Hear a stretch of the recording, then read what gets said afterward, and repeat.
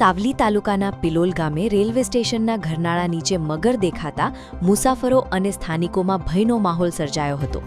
અંધારાવાળા વિસ્તારમાં મગર દેખાતા રાત્રિના સમયે અહીંથી પસાર થતા લોકોની સુરક્ષાને લઈને ચિંતા વ્યક્ત કરવામાં આવી હતી.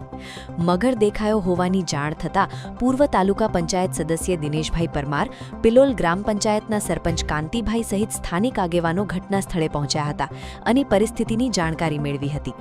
ઘટનાની જાણ સંબંધિત તંત્રને કરવામાં આવતા વન વિભાગની ટીમ તાત્કાલિક સ્થળ પર પહોંચી હતી. ટીમે સાવચેતીપૂર્વક રેસ્ક્યુ ઓપરેશન હાથ ધરી મગરને સુરક્ષિત રીતે પકડી લીધો હતો. ત્યારબાદ મગરને સલામત સ્થળે ખસેડવાની કાર્યવાહી કરવામાં આવી હતી. દરમિયાન રેલવે સ્ટેશનના ઘરનાળા નીચે અપૂરતી લાઇટિંગનો મુદ્દો પણ ફરી ચર્ચામાં આવ્યો છે. સ્થાનિકોના જણાવ્યા મુજબ આ વિસ્તારમાં પૂરતી લાઇટની વ્યવસ્થા કરવા માટે અગાઉ પણ રેલવે તંત્ર સમક્ષ રજૂઆતો કરવામાં આવી છે.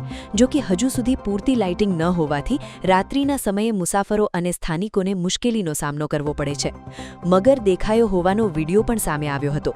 જો કે વન વિભાગની સમયસરની કામગીરીથી મગરનું સફળતાપૂર્વક રેસ્ક્યુ કરવામાં આવતા મોટી દુર્ઘટનાની શક્યતા ટળી હતી.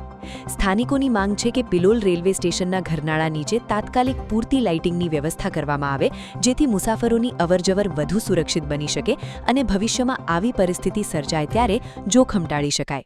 કે મગર આવી ગયો છે ડિપાર્ટમેન્ટમાં ડામોર સાહેબનો કોલ આવ્યો હતો. ત્યાર પછી અહીંયા રેસ્ક્યુ માટે આવ્યા હતા.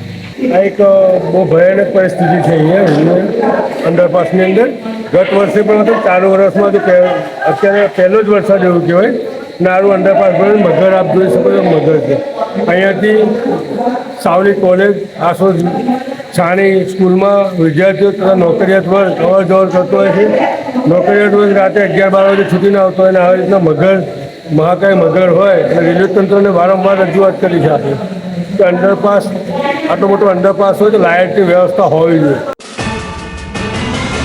યુટ્યુબ પર KNK મીડિયા નેટવર્કને સબસ્ક્રાઇબ કરો, ફેસબુક અને ઇન્સ્ટાગ્રામ પર ફોલો કરો અને દરેક પોસ્ટને લાઇક અને શેર કરવાનું ભૂલશો નહીં.